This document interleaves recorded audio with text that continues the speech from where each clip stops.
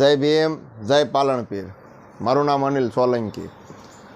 આજે એ માટે વિડીયો બનાવવાનો છે કે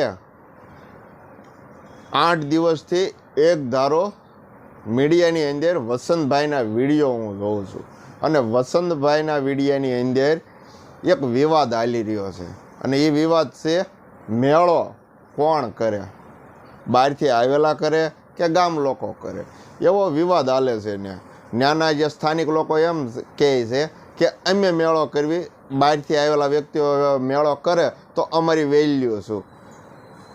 તમારી વેલ્યુ તો જે હોય, પણ વસંતભાઈની વેલ્યુ બહુ મોટી વેલ્યુ છે અને તમારી વેલ્યુ મોટી જ છે।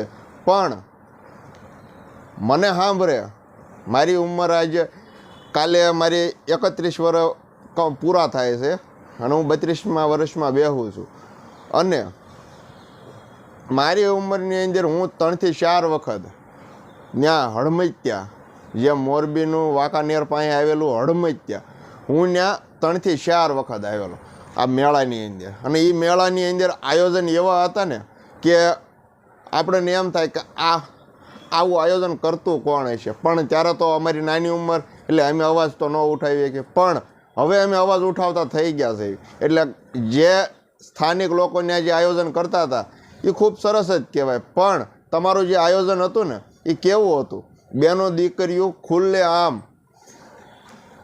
આમ સંડાસ બેહે, ખુલ્લે આમ નાવું, આવા તમારા આયોજન હતા।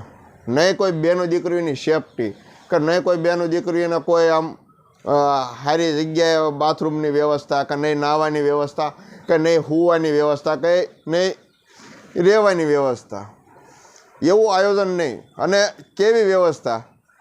અહીંયા નાના નાના છોકરા સંડાસ કરી ગયા હોય ને પડખે સૂવાની રહેવાની વ્યવસ્થા હોય, એવા આયોજન હતા। અને આજે કાંઈક અલગ થવા જઈ રહ્યું છે આયોજન। મેળો તો થાય જ છે, દર વખતે મેળો થાય છે, તમે કરો કે વસંતભાઈ કરે, મેળો તો દર વખતે થાય છે। પણ એ મેળાની અંદર આજ કાંઈક નવું આયોજન થવા જઈ રહ્યું હોય, જો બેનો દીકરીઓને સેફટી મળતી હોય, બેનો દીકરીઓ જે કુંડની અંદર નાય છે એ કુંડની અંદર અલગ વ્યવસ્થા બહેનોની થાય અને ભાઈઓની થાય। જો આવો વિચાર લઈને વસંતભાઈને મેળો કરતા હોય તો તમે ગામ લોકો એનો વિરોધ શા માટે કરો છો? એક સારું કાર્ય છે ને, આપણી બહેનો દીકરીઓને સેફટી રહે, આપણી બહેનો દીકરીઓ ખુલ્લે આમ કોઈ વ્યક્તિઓ નાહી જોઈ ન શકે, આવી સેફટી તો મળે છે ને, તો શા માટે ગામ લોકો તમે વિરોધ કરો છો?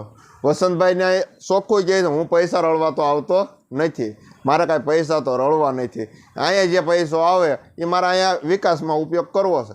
અને હા, તમે તે સંકલન બેઠક કરી અને તમે હારો મેળો કરો ને, સાથે મળીને મેળો કરો અને જે પૈસો આવે વિકાસમાં, જે આપણે પાલનપીરની જગ્યા રહે ત્યાં મંદિર સિવાય બીજો કાંઈ વિકાસ થયો હોય તો કહો, કોઈ વિકાસ થયો હોય તો કહો। નથી સારા બાથરૂમ, નથી સારી રહેવાની વ્યવસ્થા, કોઈ વસ્તુ નથી। તો આ વ્યવસ્થા કરવા હાટું થઈને જો વસંતભાઈ મેળો કરતા હોય તો હું વસંતભાઈનું સમર્થન કરું છું।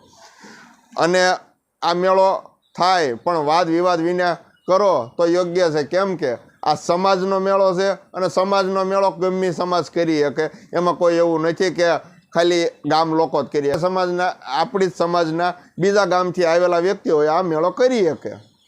એટલે રાહુલભાઈ સાવડા જે ત્યાંના સ્થાનિક છે, રાહુલભાઈ સાવડા, ત્યાંના પપ્પા દલપતભાઈ, એ તમામ લોકોને હું કહેવા માગું છું, સાથે મળીને આ આયોજન કરો અને ખૂબ સરસ રીતે આયોજન કરો અને મેળો સફળ બનાવો અને પાલનપીરની જગ્યાનો વિકાસ થાય તેવું કાર્ય કરો, તેવો હું તમને સૌને વિનંતી કરું છું। અને હું ત્યાં આવવાનો હતો પણ મારું થોડુંક ઘરનું કામકાજ છે તે માટે હું આવી શકતો નથી, પણ હું વસંતભાઈ સાવડાને સમર્થન કરું છું અને તમે ગામ લોકો સાથે મળીને આયોજન કરો એવી હું તમને પણ વિનંતી કરું છું। જય ભીમ, જય પાલનપીર, જય મેઘવાળ,